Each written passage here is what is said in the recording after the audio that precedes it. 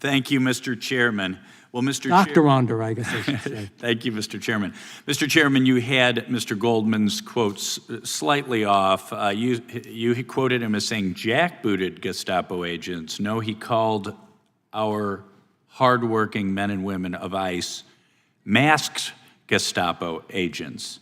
And you know, with that kind of attitude toward federal law enforcement, no wonder in 2023, the Bureau of Prisons had a 21% unfilled position rate. But in 2022, the California Department of Corrections report found that 34% of transgender offenders who requested transfer to women's prisons were registered sex offenders. In the UK, that was more than 70%. California was allowing men who were convicted of raping women to suddenly identify as transgender and then be moved to women's prisons, where many times they continued their abuse. Female inmates like Dana Gray, who woke up in the middle of the night to a 6'1" male roommate pushing his intact genitalia in her face. Alyssa Camholz, as a child, was routinely raped by her stepfather and his Hells Angels buddies.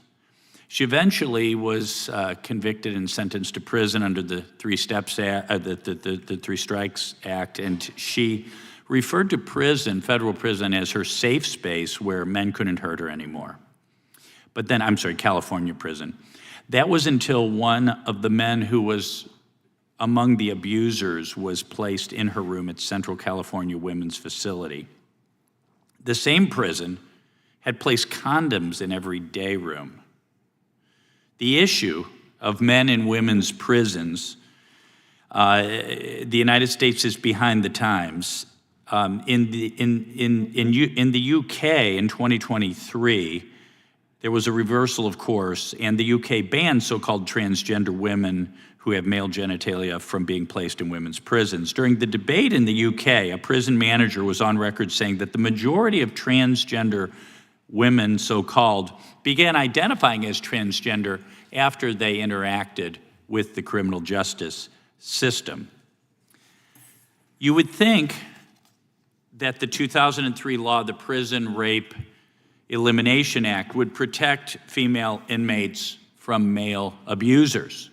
But the Obama administration perversely used this very law as authority when he introduced a policy through the Transgender Offender Manual that required an inmate's transgender status to be considered when deciding whether to place them in a women's prison.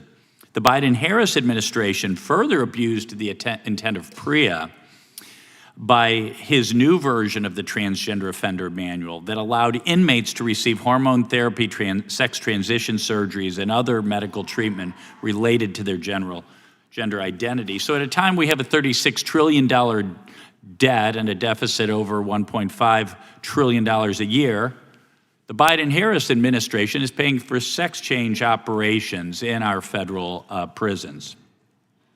So I would ask each of you, in your opinion first, Mr. Potter, does allowing men identifying as women to serve in women's prisons make prison rape more or less likely?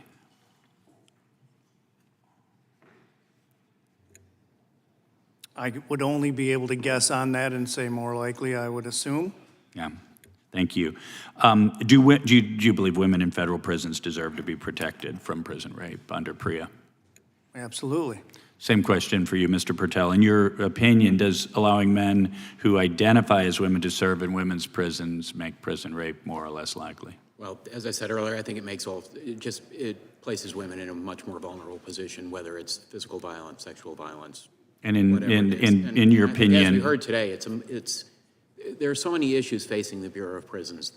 This population is infinitesimal. Right, and I think it's a small population. At the same time, one offender, one convicted rapist, right, being released into a women's prison among inmates who are smaller, more vulnerable, less muscle mass, and so on, yeah, could do a lot of damage, even though it's I agree. A relatively small problem. I didn't mean to minimize that. Yeah, no, I know you're not. And, and again, our Democrat colleagues, do minimize the problem. Oh, it's only X number of people, but there are about well over 2,000 inmates who identify as transgender in the federal prison system. Not all of them are men in women's prisons by any means, but the potential is there. I believe it's not. Our Democrat colleagues say somehow they're implying somehow we Republicans are obsessed with this issue. They began it under Obama. They continued it under Biden. I think we're returning to sanity under President Trump. Thank you very much for your testimony. I yield back. Gentleman yield.